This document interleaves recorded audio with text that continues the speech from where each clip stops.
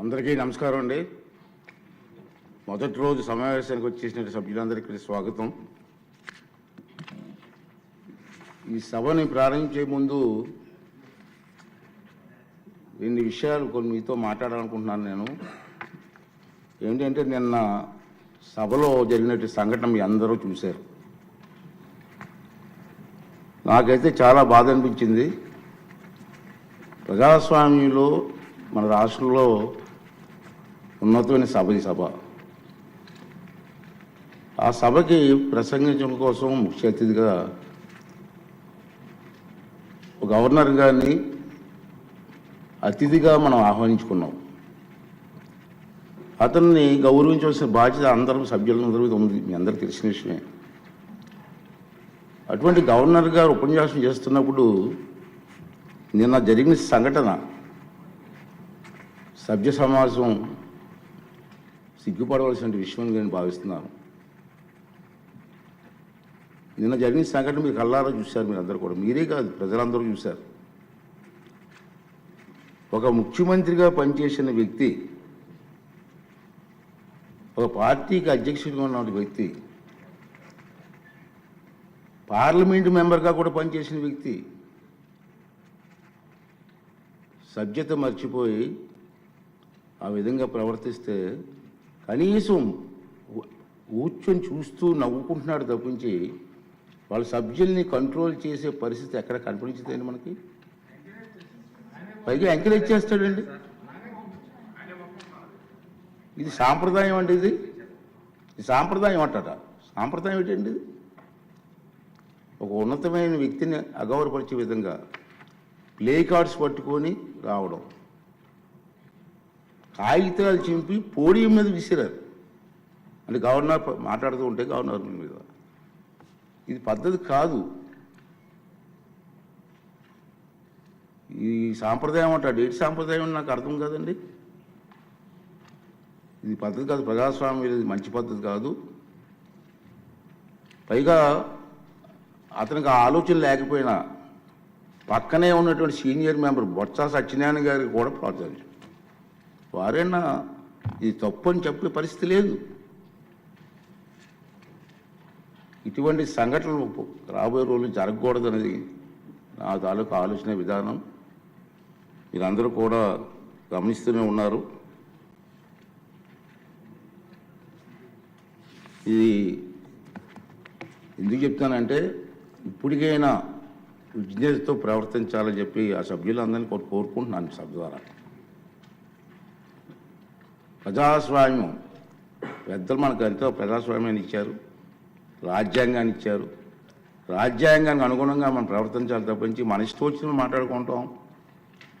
సర్వ హక్కులు నాకే ఉన్నాయి, నేను మాట్లాడతాను అన్నది ఇది పద్ధతి కాదని చెప్పి ఈ సభ ద్వారా సభ్యులందరికీ, అన్ని పార్టీ సభ్యులకు కూడా మనం చేస్తున్నాను. అదే ప్రజలు కూడా దీన్ని గమనిస్తున్నారనే విషయాన్ని కూడా మనం చూసుకోవాలి. ఉంది మన గవర్నర్ ప్రసంగం అయింది నిన్న. ఈరోజు గవర్నర్ ప్రసంగం మీద చర్చ ఉంది. వాళ్ళకి ఏమైనా అభ్యంతరాలు ఉంటే ఈ చర్చలు పాల్గొనవచ్చు కదా, మాట్లాడే అవకాశం మనం ఇస్తాం కదా. ఈ రోజంతా మాట్లాడవచ్చు. మీరు హౌస్కి వచ్చి మీరు మాట్లాడకుండా మీ ఇష్టం వచ్చినట్టు ఈ విధంగా ప్రవర్తించడాన్ని అందరం కూడా ఖండించవలసిన అవసరం ఉంది. ఇటువంటి సంఘటనలు రాబోయే రోజుల్లో జరగకూడదు అనేది నా తాలూకు అభిమతం. ఈ రెండు విషయాలు మీ ముందు చెప్పాలని నేను ఈ మాట మాట్లాడుతానని చెప్పి మనం చేస్తూ, మరి ఇప్పుడు ఈ సభలో, ఈ జరగబోయే సభలో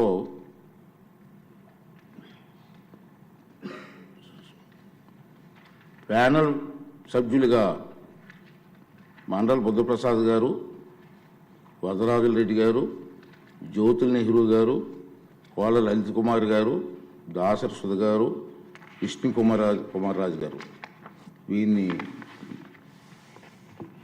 నియమించడం జరిగింది. ఆల్రెడీ మరి లాస్ట్ టైం కూడా అనౌన్స్ చేసాం. మధ్యలో ఏమన్నా గ్యాప్ వస్తే వాళ్ళు కూడా సభను నడిపించవలసిందిగా, వారిని కూడా రెడీగా ఉండవలసిందిగా మీ ద్వారా వాళ్ళని కోరుకున్నాను.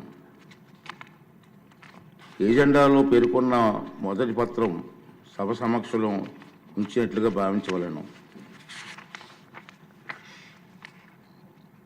ఉభయ సభలో సభ్యులను ఉద్దేశించి 24 ఫిబ్రవరి 25 గవర్నర్ గారు చేసిన ప్రసంగాన్ని ప్రతిని సెక్రటరీ జనరల్ సమక్షంలో ఉంచుతారు.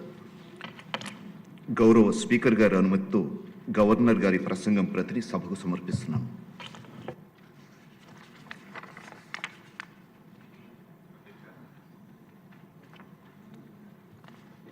జయసూరి గారు.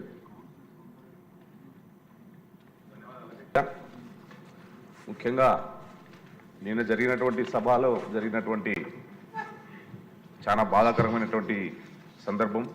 దానితో పాటు కూడా ఏదైతే ఎమ్మెల్యేలకు శిక్షణ తరగతులు ఇచ్చే కార్యక్రమానికి కోట్లు ఖర్చు పెట్టి శిక్షణ తుస్సు అని చెప్పేసి 22వ తారీఖు నాడు సాక్షి పేపర్లో ఆయన అవినీతి పత్రికలో లోకసభ స్పీకర్ గారి పైన తమరిపైన ఎలాంటి గౌరవం లేకుండా కూడా ఆ సాక్షిలో ఇచ్చినటువంటి కథనాలు చాలా బాధాకరమైనటువంటి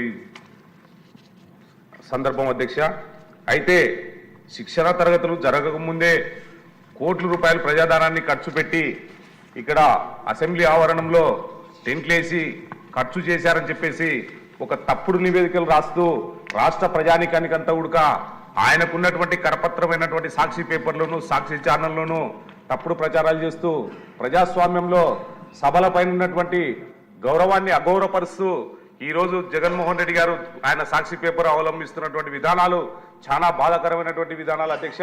కాబట్టి తప్పనిసరిగా సాక్షి పేపర్ పైన సాక్షి ఛానల్ పైన రూల్ నంబర్ 169 ప్రకారం నేను ప్రివిలేజ్ కమిటీకి కంప్లైంట్ చేస్తున్నాను అధ్యక్ష.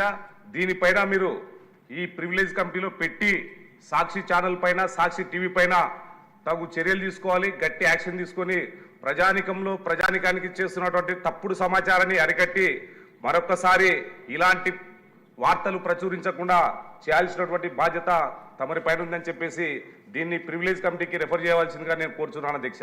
ధన్యవాదాలు అధ్యక్ష.